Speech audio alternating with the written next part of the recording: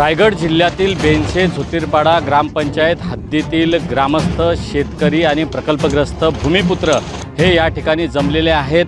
आपला आक्रोश व्यक्त करतायत. छत्रपती शिवाजी महाराज की जय. डॉक्टर बाबासाहेब आंबेडकरांचा.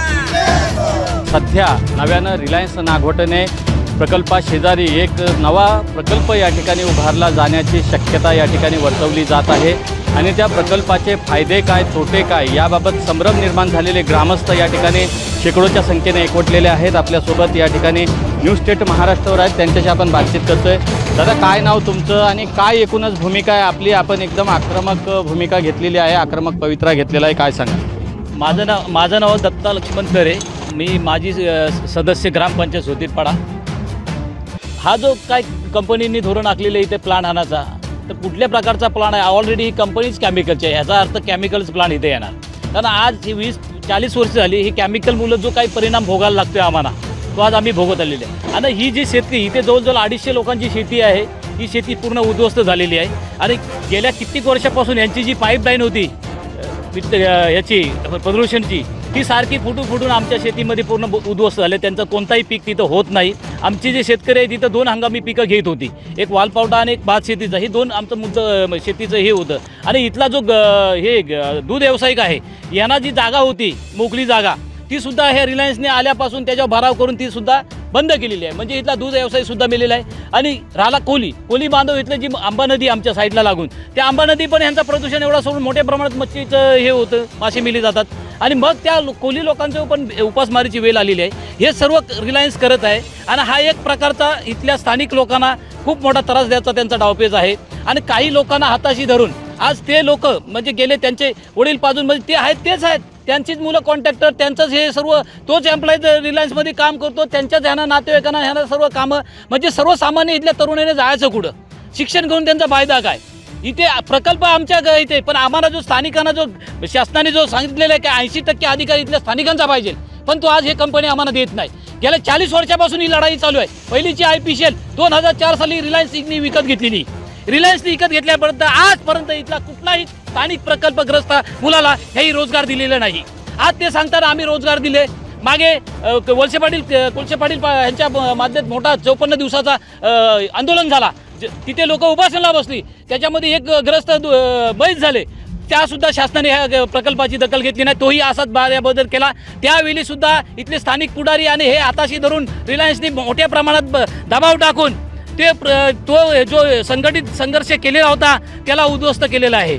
म्हणजे इथल्या स्थानिक लोकांना हे रिलायन्सने ठरवलं काय उद्ध्वस्त करा. आता जो हा प्रकल्प येणार आहे त्याच्यामध्ये त्यांची कॉलनी सेफ केलेली आहे. तिथं जे मोठ्या प्रमाणात बांबू लागवड केली होती रिलायन्सनी, IPCLनी, ती पण सुद्धा अशा कुठल्या कायद्यामध्ये बांबू लागवड तोडली जाते? मग लावली कशीला? बरं, ज्याच्या अगोदर जी IPCL होती त्या IPCLने इथं 70% जमीन राखून ठेवली होती का? झाडं लावण्यासाठी. कारण हा केमिकलचा प्लांट आहे. कारण एक झाड एवढं आपल्याला ऑक्सिजन देतो, त्याच्यापासून 50 लोकांना ऑक्सिजन भेटू शकतो. आणि जो कार्बन जो खराब वायू येणारा होता ते झाड रोखत होतं. पण आज ह्या रिलायन्स आल्यापासून हजारो लाखो झाडांची कत्तल सारखी चालू आहे, पण त्यांच्यावर सुद्धा कोणत्याही प्रकारचा गुन्हा नाही. जी झाडं तोडली त्यांना उद्ध्वस्त, त्यांचं जालपोल केलं, हे सर्व पुरावा आमच्याकडे आहेत. आणि आम्ही ते आता शासनाच्या जर यांच्यावर तिथल्या फॉरेस्ट डिपार्टमेंटनी जर कारवाई नाही केली, आणि हे सांगतात का आम्हाला यांनी ही जमीन विकलेली कोणला, तर रिलायन्सने MIDC करणं आम्ही घेतली. MIDC करणं तुम्ही जेव्हा वर्ग केलीत, मग ज्याही अतिरक्कम केलेलं आहे आता तुमच्या जमिनीवर, मग त्यांच्यावर का नाही ॲक्शन करत तुम्ही? आजपर्यंत गेल्या 3 वर्षापूर्वी माझी बायको सरपंच होती, एक सुद्धा अतिक्रम करून दिला नव्हता. मग हे सांगतात आता जर मग ही झोपले कुठे? इथले अधिकारी झोपले कुठे? मग त्यांचे लोक काय जवळ आहेत, त्यांनी त्यांच्या जमिनी आस्थापन केल्या, त्याच्यावर घरं बांधली, काय केलेलं आहे, मग त्यांच्यावर कारवाई का नाही करत? मग सर्वसामान्य माणूस जेव्हा त्याला एखादा, आता जो आमची वस्ती आहे ती वस्तीमध्ये पहिले होती 100 घरं, ते कुटुंब आज वाढलेलं आहे. मग त्याचं स्थलांतर काय? गेल्या 40 वर्षापासून स्थलांतर. म्हणजे आज आम्हाला एखादा मुलीचं लग्न जर त्या पालकाला करायचं आहे, तिथे मांडव घालण्यासाठी सुद्धा जागा नाही. म्हणजे आता एवढी परिस्थिती आहे, गावामध्ये टॉयलेट बाथरूमला पण पुढे जाणार माणूस, अशी ही परिस्थिती निराशने आलेली आहे. आणि जी जागा राखून ठेवली होती IPCLनी आमचा पुनर्वसन करण्यासाठी, त्यांच्या अधिकाऱ्याची का आमची सही आहे पुनर्वसन का, आणि आज ह्या पाठीमागे गॅस लाईन इकडे विकलीन. म्हणजे 2 ह्याच्यामध्ये आमचा शेत जो झुतीरपाडा आहे, 3 गावाचा चमटा झालेला आहे. जर हे गावचं पुनर्वसन केलं नाही, आणि इथल्या तरुणांनी जागृत व्हायचं आहे. कारण किती बघणार तुम्ही, हे घरामशाही 4 लोक आज रिलायन्स पासून मोठे उद्योग करून करोडपती झालेत. आणि मग इथल्या स्थानिकांनी कुठे जायचं? आता माझी एक सर्वच तरुणांना विनंती आहे, प्रत्येक 7 गाव जे प्रकल्पग्रस्त आहेत त्यांनी प्रत्येक गावामध्ये ही जनजागृत करा आणि ह्या रिलायन्सच्या कंपनीला विरोध करा, नाहीतर हा आपल्याला उद्ध्वस्त करणार आहेत. एकूणच बघतोय संघर्ष समितीचे अध्यक्ष आपल्यासोबत आहेत. दादा, काय नाव तुमचं, काय सांगाल, काय एकूणच हा विरोध आहे? माझं नाव बबन रामचंद्र अडसोले. मी बेनशे सिद्धार्थनगर इथला रहिवासी. त्याशिवाय बेनशे ज्योतिर्पाडा प्रकल्प बाधित संघर्ष समिती या समितीचा एक अध्यक्ष म्हणून आहे. मी आज जवळजवळ आमच्या गावातल्या आमच्या ग्रामस्थांनी इथलं ही जागा देऊन आमची फार चुकी झाली. ही अशी झाली की आमची जागा ह्या कंपनीला दिली आणि ते पहिलेची IPCL आणि आताची रिलायन्स. परंतु त्या कंपनीला आमची जागा देऊन जागा यासाठी दिली की ह्या गावाचा विकास होण्यासाठी, ह्या भागातला विकास होण्यासाठी, ह्या लोक नोकरी लागासाठी ह्या आमच्या ग्रामस्थांनी ती जागा दिली. परंतु आजला पहिलाच जेव्हा जागा दिली, जेव्हा इथं प्रकल्प आला आणि स्थानिकांना काही लोकांना नोकऱ्या दिल्या, ज्यांची सर्टिफिकेट घेतले त्यांना नोकऱ्या दिला आणि काहीकांना नोकऱ्यापासून वंचित ठेवली. ती लोक आजपर्यंत त्या सर्टिफिकेटच्या आधारित इथं आम्ही नोकऱ्या मागतो, तरीसुद्धा रिलायन्स कंपनी या नोकरीपासून या स्थानिक कामगार लोकांना ग्रामस्थांना नोकरीपासून वंचित ठेवत आहेत. आज इथं येणारा हा प्रकल्प, ह्या प्रकल्पाला आमच्या स्थानिकांचा मोठा विरोध आहे. त्याशिवाय हा प्रकल्प येत असताना त्या प्रकल्प येण्यासाठी कंपनीने प्रकल्प यावा व त्याची नासधूस म्हणजे त्याच्या बाजूला असणारी झाडं झुडपं ही सगळं झाडं तोडून प्रकल्पात यावा आणि पहिल्यांदा प्रकल्प आल्यानंतर झाडांची नासधूस व्हावा आणि त्या येणारा केमिकल आहे, या केमिकलपासून जो आम्हाला होणारा तो त्रास होणार आहे. त्यासाठी आम्ही इथल्या सर्व रहिवाशांनी हा प्रकल्प नाही येऊ म्हणून असा आम्ही सर्वांना. एकूणच स्मशानभूमीचा काय मुद्दा आहे? स्मशानभूमीच्याबद्दल आम्हाला असं म्हणायचं आहे, इथं येणारा प्रोजेक्ट आणि तो प्रोजेक्टच्या कंपाऊंडच्या घालत असताना आमची नागरिकांची, ग्रामस्थांची, इथल्या रहिवासी बौद्धवादी यांची इथं जी स्मशानभूमी आहे ही इथं कंपनीने तोडून आमच्या बौद्धवाडी या वस्तीमध्ये आणायची असा कंपनीचा डाव आहे. परंतु हा आम्ही डाव आणून पाडणार आहे आणि ती आम्ही बौद्धवाडीचा स्मशानभूमी इथं आम्ही आणून देणार नाही असा आमचा मोठा हेतू आहे. तर आम्ही याची जाब ही कंपनीला विचारू. कंपनीने आज या ठिकाणी रिलायन्सच्या माध्यमातून इथं या ठिकाणी जे आमचे स्थानिक लोक आहेत त्यामध्ये इंजिनियर आहेत, डिप्लोमा, डॉक्टर, सिव्हिल इंजिनियर अशी काही मुलं शिकलेले आहेत. पण त्या लोकांना, शिकलेल्या मुलांना नोकरी कंपनी देत नाही आणि ती कंपनी बाहेरच्या लोकांना इथं घेते. यासाठी आमच्या मनाला मोठा दुःख आहे. माजी सरपंच आहेत या ठिकाणी, त्यांच्याशी आपण बातचीत करतोय. ताई, काय सांगाल, काय नेमका हा प्रकल्प आहे, काय कल्पना आहे? त्या प्रकल्पाबद्दल आम्हाला कुणालाही काहीच कल्पना नाही आहे. त्यामुळे हे ग्रामस्थ इथे आमच्यासोबत आज उपस्थित आहेत. पण कंपनीने त्या संदर्भात जर का आम्हाला ग्रामस्थांना माहिती दिली असती तर फार बरं झालं असतं. आम्ही त्यांच्याकडे पत्रव्यवहारही केलं, परंतु त्या पत्रव्यवहाराचं त्यांनी आम्हाला उत्तर दिलेलं नाही. आणि आता हे ग्रामस्थ एवढे संतापलेले आहेत की त्यांना काय करावं हे काही कळत नाही आहे. त्याच्यामुळे कंपनीने आम्हाला त्या संदर्भात जर माहिती दिली असती तर फार बरं झालं असतं. पण ते देत नाहीत म्हणून आमचा ह्या प्रकल्पाला पूर्णपणे विरोध आहे. आपण एकूणच जिल्हाधिकारी असेल किंवा मंत्रालय स्तरावर पत्रव्यवहार केलेले आहेत, काही दखल घेतली जाते पत्रांची? अजूनपर्यंत तर कोणती दखल घेतलेली नाही. आम्ही पत्रव्यवहार त्यांना केलं, परंतु त्यांनी कोणत्याही प्रकारची दखल घेतली नाही. त्यामुळे आम्ही पुढे काय करावं हेच आम्हाला कळत नाही आहे.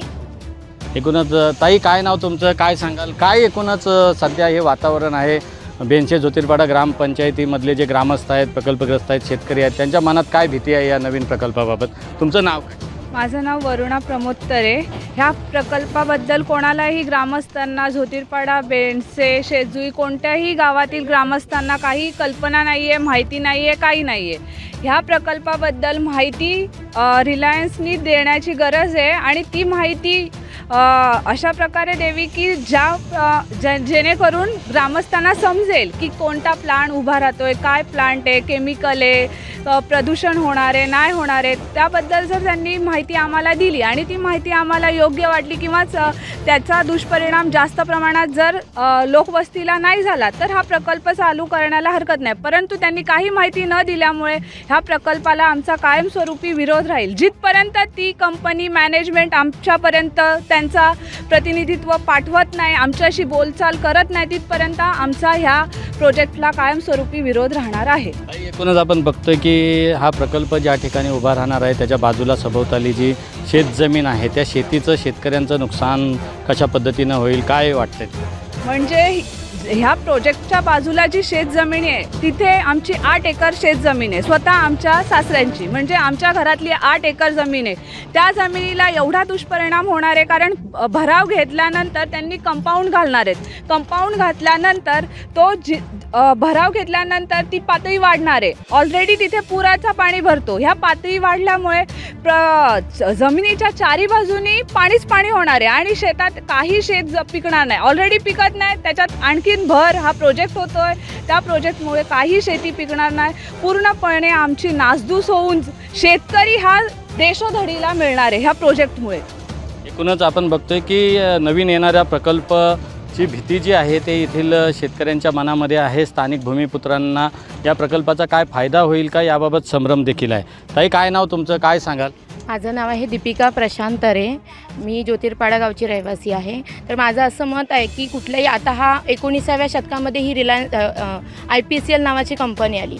आता नवीन हा प्रोजेक्ट येत आहे. आता हा 20वा शतक म्हणजे डिजिटल आहे ना. मग ह्या इंटरनेटच्या काळातसुद्धा आम्हाला समजायला आत्तापर्यंत आम्हाला समजायला पाहिजे होतं की ही कंपनी कुठली आहे. कारण कुठलीही कंपनी येत असताना त्याचं प्रोडक्शन काय आहे, रॉ मटेरियल काय आहे, त्याचा आजूबाजूला असणाऱ्या गावातल्या लोकांवर फॉर एक्झाम्पल म्हणजे वॉटर पोल्युशन काय होणार आहे, शेतीवर काय परिणाम आहे, ह्या सगळ्या गोष्टी आम्हाला माहिती पाहिजे. परंतु अद्याप कुठल्याही प्रकारची माहिती आम्हा गावकऱ्यांना नाही आहे. आणि कुठलाही प्रोजेक्ट आला जिथे आता आजूबाजूला तुम्ही बघत असाल रोहा MIDC असू दे, महाड MIDC असू दे, त्याच काय जवळच असणाऱ्या पेन तालुक्यामध्ये GSW कंपनी आहे, तिथे 80% लोकल लोकांना काम घेतलं जातं. ही रिलायन्स एकमेव कंपनी आहे तिथे आमच्यासारख्या गाववाल्या लोकांना अजिबात कुठल्याच गोष्टीमध्ये सहकार्य तर दिलं जात नाहीच आहे.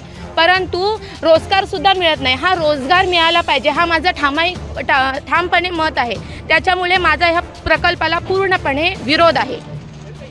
एकूणच आपण बघतोय तरुण आहेत, सुशिक्षित काही, आपण त्यांच्याशी बातचीत करतोय. दादा, काय नाव तुझं, काय सांगशील? माझं नाव निनाद नामदेव गोरे आणि माझा या प्रकल्पाला विरोध का आहे हे मी आज तुम्हाला सांगतो की आज आम्ही पारंपरिक रस्ता, इथला हा जाणारा रस्ता शेतावर, या पारंपरिक रस्त्याची एवढी नासधूस केलेली आहे की इथं मातीचे नुसते डोंगर उभे केलेले आहेत. आमचे शेतावर जाणारी माणसं आहेत ही चिखलातून पाण्यात जात आहेत. इकडं पाणी एवढं वाढतं आहे की थोडंसं नदीची पातळी वाढली की थोडंसं पाणी आलं की पाणी डायरेक्ट आमच्या शेतात येतं आहे. आणि कंपनी सध्या काय करणार आहे तर इथं कूस बांधणार आहे आणि कुसाची उंची किती असणार आहे तर 35-40 फूट अशी उंची असणार आहे. हां, आणि तो कूस आहे तो आमच्या डायरेक्ट शेताला लागूनच असं बांधणार आहेत. मग आम्ही जायचं कुठं? तो नदीच्या पात्राचा पाणी हा थोडासा जरी वाढला तर आमच्या शेतात येते. मग नंतर पाणी कुठं जाणार, कुठे पाण्याचा फोर्स जाणार कुठे, तर आम्ही नंतर करायचं काय? म्हणून आमचा या प्रकल्पाला पूर्णपणे असा विरोधच आहे. एकूणच बघतोय आपण पुराच्या पाण्यामध्ये शेती बुडते, त्याबरोबर अनेक संभाव्य धोके आहेत. तुमचं नाव काय आहे आणि शेती वगैरे कुठं आहे तुमची? सांगा तुमचं नाव काय? मीरा एकनाथ गोरे. शेतीसाठी कसं जायला लागतंय, काय अडचणी आहेत? अडचणी आम्हाला वाट आहे जायला. किती वर्ष आम्ही तिथनं वाट मागता, वाट देतात का? आता बघायचं ना आता शेतात पाणी आहे का नाही, आता बघायचं ना. सगळ्यांची शेती गेली. आता बघायचं ना, बघायला यायचं असेल त्याने आता बघायचं ना काय दासी आहे ती. नवीन इथं प्रकल्प येत आहे, नंतर मग काय तुमची अवस्था, काय भीती वाटते तुमची? ना आमच्या जमिना गेल्यात तिथं तुम्ही आता कूस घातला ना. आमच्या जमिना तशाच आहेत 5 लोकांच्या. एकदम 5 एकर जमीन आहेत ना ह्यांच्या, 5 जणांच्या, कोणाच्याच गेल्यात नाही. सगळे जमिनी तशाच आहेत. म्हणजे रिलायन्सच्या ह्याच्यात आमच्या आजीचा आजोबाचा काका चुलत्यांचा कोणाचंही नाव नाही, अजिबात कोणाचंच नाही. एकूणच आपण बघतोय की रायगड जिल्ह्यातील झोतीरपाडा बेनसे ग्रामपंचायत हद्दीमधील हे शेकडो ग्रामस्थ या ठिकाणी संतप्त भूमिका मांडताना दिसत आहेत. न्यूज स्टेटवर बोलताना त्यांनी सांगितलं आहे की या ठिकाणी रिलायन्स नागोठणेच्या मार्फत नवा प्रकल्प या ठिकाणी उभा राहतोय. हा प्रकल्प फायदेशीर आहे, विनाशकारी आहे याची कोणतीही कल्पना येथील ग्रामस्थांना नाही. पत्रव्यवहार देखील त्यांनी त्यांच्या मागण्यांचे केलेले आहेत. नवीन प्रकल्पाबाबत माहिती मिळावी अशी माहिती देखील त्यांनी जिल्हाधिकारी असतील मंत्रालय स्तरावर त्यांनी त्या ठिकाणी आपल्या मागणीच्या निवेदनाद्वारे स्वाक्षऱ्यांनिशी निवेदन देऊन केलेले आहे. मात्र अद्यापपर्यंत त्यांना कोणत्याही प्रकारची न्यायिक भूमिका मिळताना दिसत नाही. त्यामुळे येथील ग्रामस्थ असतील, शेतकरी असतील, प्रकल्पग्रस्त असतील, भूमिपुत्र असतील आणि स्थानिक नागरिक असतील यांच्यामध्ये मोठ्या प्रमाणावर असंतोष खतखतताना दिसतोय. न्यूज स्टेट महाराष्ट्रासाठी धम्मशील सावंत, रायगड, कोकण.